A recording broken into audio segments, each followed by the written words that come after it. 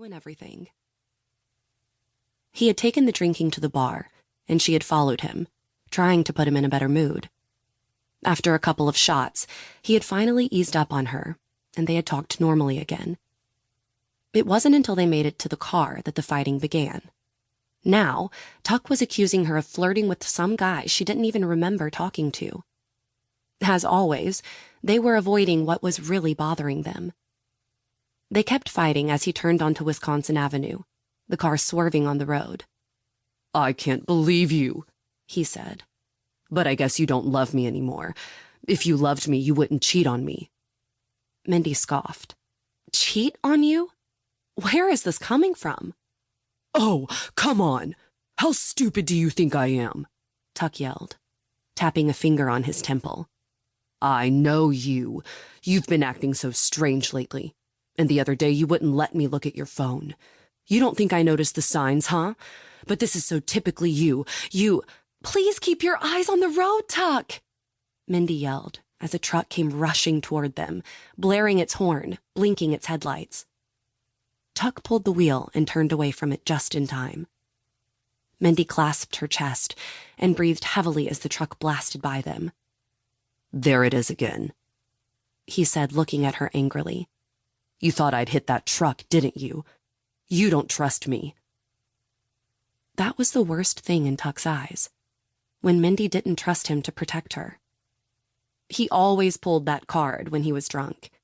He would gather episodes in his mind and then rattle them off when he'd had too much, starting with the time she'd asked him about the letters from the IRS that kept coming in the mail. Mindy closed her eyes with a sigh. Her head was spinning, and she felt a headache approaching behind her eyes. "Of course I trust you, Tuck," she lied, trying to calm him down to make him feel better. She had done that a lot these past few years when he got like this. It usually worked, but she wasn't sure it would this time. "I was just scared. You know how nervous I get when driving after."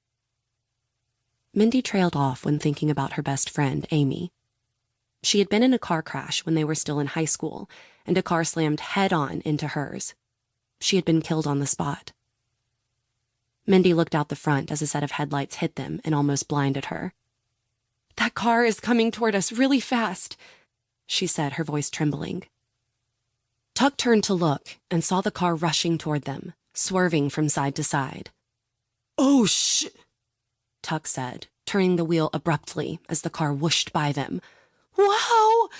Mindy exclaimed, and they both looked in the rearview mirror, following its path as it continued, then crashed into a tree on the side of the road. Part 1. 6 years later. Chapter 1. I paused for a second as I showed the uniformed woman behind the glass my badge. It was still so shiny that it was hard to hide how new it was. "Eva Rae Wilson. Agent Wilson?" Her eyes lifted and met mine through the glass. The sound of my name made me wince slightly. After being married 5 years and changing my maiden name, Thomas, out with Wilson, I still hadn't gotten used to being called that. I had discussed it intensely with my husband, Chad. I had wanted to keep Thomas because I loved that name, but he got very offended that I didn't want to carry his name, so in the end I caved.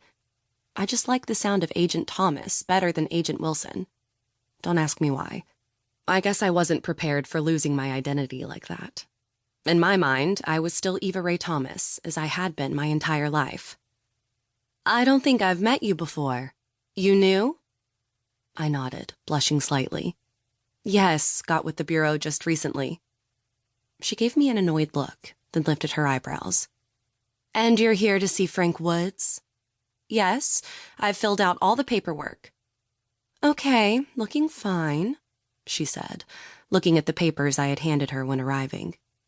"You got the signature there, and on the back as well, and your initials on page 3, yes? I guess you're good to go." She leaned over and pressed the button to open the locks on the double doors leading inside the prison. This bunker-like building only housed the worst of the criminals in the D.C. area. It was my first time there, and I wasn't without jitters. I walked through and showed my badge once again, just lifting it so the guard could see it.